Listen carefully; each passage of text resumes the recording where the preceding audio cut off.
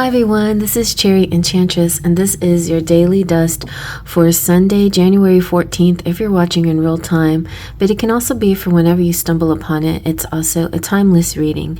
I'm using the Angel Tarot cards, or Tarot, as Radley calls them. Radley Valentine is a beautiful designer of this deck, and he also has a YouTube channel, and I was watching it this morning. He does like this weekly report, and it used to be called the Energy Report, and now he's calling it the Angelic Report. And anyway, I just feel really connected to him. I really like him, and I think I recommend you guys watching him. He also has a podcast. So I recently just edged this deck because this is one of those decks that he made with Doreen Virtue that in the past it had a silver edge, and I wanted to get that silver edge one, but it no longer is made that way unless you can find it find it on eBay or someplace like that. But anyway, it's still a beautiful deck with angel messages. So let's see what we get for today.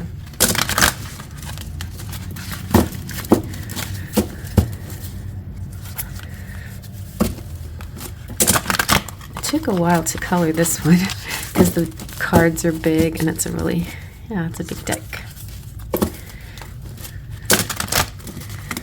Okay,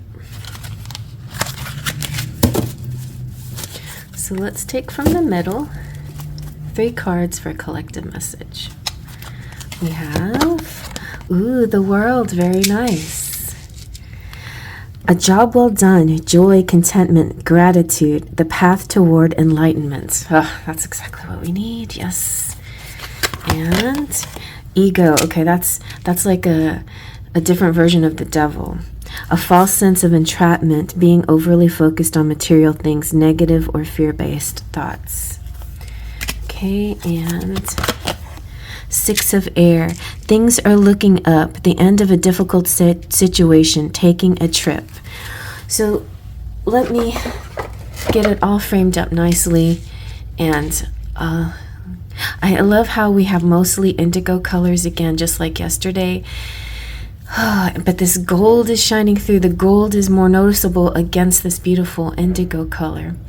All right, let me frame this up. So my first thought is, with this ego and the prison, there's actual prison, and then there's your self-imposed prison. But even actual prison, like if you're in a situation that you just feel like you can't get out of, is still somewhat of a self-imposed prison, because you're focusing on the fact that you can't get out of a situation instead of thinking of that you can. But I really feel that this is kind of, even though it's the major arcana, you are being released by the world, basically. And the 6 of air helps to release this energy, because the world is showing you a path toward enlightenment, and the 6 of air is helping you look up in the situation and see that you're like there's like a light at the end of the tunnel. Through this trip that you're taking, through this journey, there is a light at the end, and you'll find your conclusion, or you'll find your freedom. You'll find your win, you'll find your ability to pass. For some of you, it could be like test taking and things like that. The 6 of air often makes me think of it could be lots of things. It could be like being in school and taking exams, maybe final exams, maybe important tests that you're taking. Also, 6 of air could represent, this was my enlightenment the other day, could be actual trial, like in a court, and winning a case or winning something. And now you've been through all the stages and phases and everything, and you will come out on top. You're coming out of this difficult situation. The ego is very natural, though, to go into negative thinking and lack mentality and fears and falling into your fears. And so it's important to just, wherever you are and whatever situation that you're in, do your best to even, even in the worst places, there you can find a sense of self.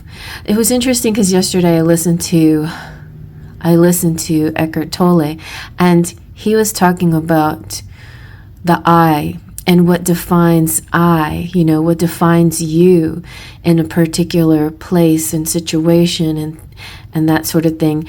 And the I is definitely the ego. So if you can get out of that definition of I this, I'm that, or I want this, or I want that, I am this, or I am that, and just be, just the sense of what is around you and what you can create out of it. Because I feel like you can find a miracle in every day. Like every day presents you with something to work with. So something to be creative about, something to use to better yourself or better help others, And I feel that even in the darkest of times, like it's kind of going back to the blues, in other words. And here we have the blues. The music of the blues is beautiful and heartfelt and amazing, and it was so popular. I still think there's a popularity to it, but the point of the blues was that these musicians, they tapped into a really sad place that they were going through, difficult times they were going to, and they sang about it, and by singing about it, they released it, and then other people who are listening to it are able to resonate with it and go through it with them and realize, hey, I'm not alone. This feeling of I'm going through the blues too. I've got and this, I know how this feels, and you speak my language, so it's this resonance and this understanding. And it came from an unhappy place, to be honest. The blues came from people's sadnesses or people's disappointments, but it created this beautiful genre, and so I feel like that's how I'm such a lemons into lemonade person. But I always feel like there is a possibility to take what's surrounding you and create something out of it, no matter where you are, what you're doing. I like to watch that TV show Alone, where they just plop some people in the wilderness and they have to eke out a life for themselves.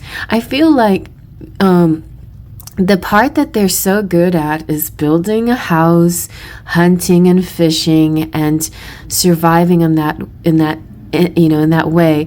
The hardest part, I feel like, for them would be as actually being alone, because in most cases they do okay, but there are some cases where having a partner or having a community could help in a situation, for longevity.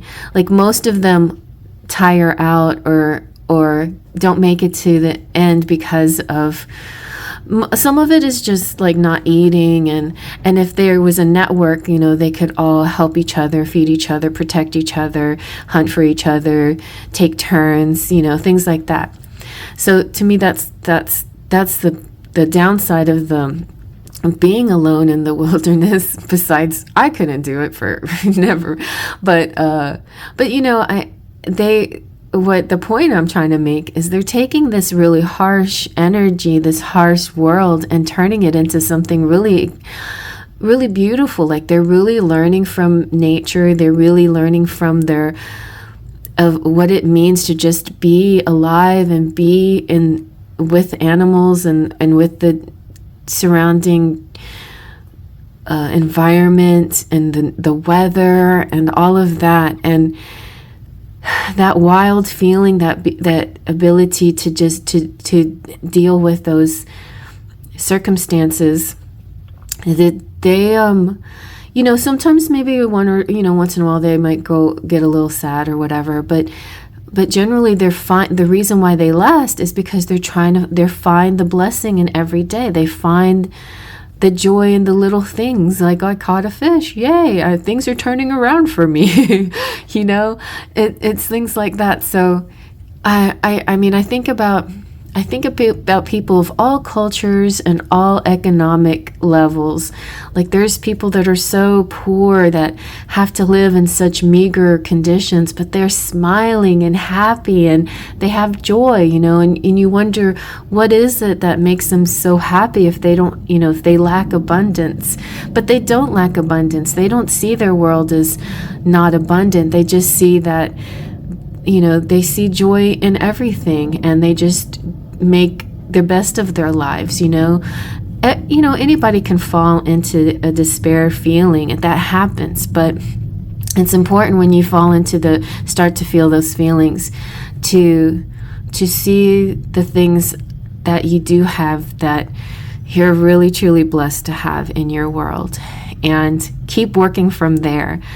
Like just simple things like if you're creative, being able to think creatively, having a great mind. If you're artistic, having beautiful, you know, hands that do amazing things, you know. Even if you don't have hands, I mean, I've seen these beautiful artists who lack arms, but they paint with their feet and they create beautiful things. Like these are people who are so amazingly step out of their limitations and just keep doing what they want to do, because they're not going to let anything get in the way. They're not going to let any boundaries keep them from fulfilling their dreams, you know. So I feel like it is a part of the journey, and there's lots of lessons to be learned through the good times, but mostly through the bad times is where we find our lessons, right? So take those lessons and use them to create something amazing, writing a book or painting a picture or making music or whatever it is. It doesn't even have to be artistic. It could be giving back to the community, social working, and whatever it could be. Like sometimes the way we find our purpose is when we find something that we've been challenged with or struggle with, and then you decide, this is what I'm going to figure out how to fix. Like say you have financial challenges and you decide, okay, I'm going to figure out how to make money or how to invest or how to spend my money wisely or how to pay off my debt or whatever. And then suddenly you become a financial advisor for others, you know. I've heard those stories before. It's just kind of interesting, you know, what you can take, how you can make those lemons into lemonade. So keep trying, and blessings to you, and faith, trust, and pixie dust.